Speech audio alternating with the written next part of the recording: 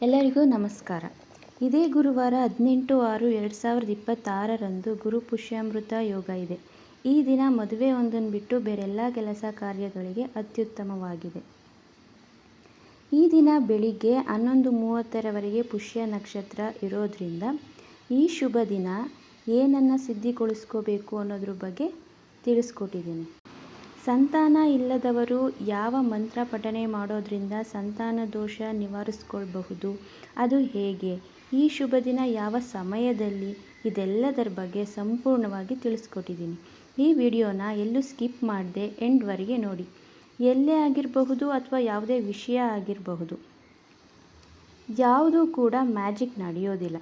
ಸ್ವಲ್ಪ ಪ್ರಾಕ್ಟಿಕಲಾಗಿ ನೀವೇ ಥಿಂಕ್ ಮಾಡಿ ನೋಡಿ. ನಮ್ಮ ಶ್ರಮ ಇಲ್ಲದೆ ಯಾವುದು ಅಷ್ಟು ಈಸಿಯಾಗಿ ಸಿಗೋದಿಲ್ಲ.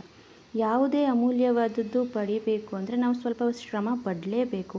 ಹಾಗಾಗಿ ಇಂತಹ ಶುಭ ದಿನಗಳಂದು ವ್ಯರ್ಥಗೊಳಿಸದೆ ನಮ್ಮ ಇಷ್ಟಾರ್ಥಗಳನ್ನ ಸಿದ್ಧಿಸ್ಕೊಳ್ಳೋದ್ರ ಕಡೆ ಗಮನ ಕೊಡೋಣ. ಯಾರಿಗೆಲ್ಲ ರಿಪೋರ್ಟ್ಸ್ ನಾರ್ಮಲ್ ಇದೆ ಆದರೂ ಮಕ್ಕಳಾಗೋಕ್ಕೆ ತಡ ಆಗ್ತಿದೆ ಅಥವಾ ಏನೇ ಸಮಸ್ಯೆ ಇರಬಹುದು, ಅವರು ಕೂಡ ಟ್ರೈ ಮಾಡಿ. ನೀವು ಆ ದೇವರಲ್ಲಿ ನಂಬಿಕೆ ಇಟ್ಟು ಮಾಡುವ ದೃಢ ಸಂಕಲ್ಪ ಅಸಾಧ್ಯವಾದುದನ್ನು ಸಾಧ್ಯವಾಗೋ ಥರ ಮಾಡುತ್ತೆ. ಗುರು ಪುಷ್ಯಾಮೃತ ಯೋಗ ಇರುವ ಈ ಶುಭ ದಿನನ ನಾವು ನಮ್ಮ ಒಳ್ಳೆಯದಕ್ಕೆ ಯೂಸ್ ಮಾಡ್ಕೊಳ್ಳೋಣ. ಸಂತಾನ ದೋಷ ನಿವಾರಣಾ ಮಂತ್ರ.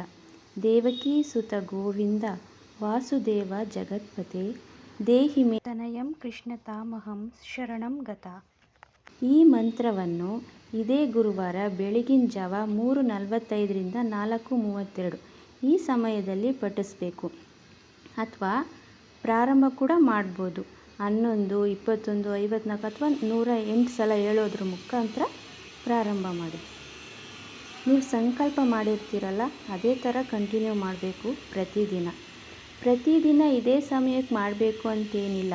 ಮಂತ್ರ ಪಠಣೆಯನ್ನು ಈ ದಿನ ಈ ಸಮಯಕ್ಕೆ ಪ್ರಾರಂಭಿಸಿ ಪ್ರತಿದಿನ ಬೆಳಿಗ್ಗೆ 8 ಗಂಟೆ ಒಳಗೆ ಹೇಳಬೇಕು ಅಥವಾ ಸಂಜೆ 5ರಿಂದ 7 ಗಂಟೆ ಒಳಗಡೆ.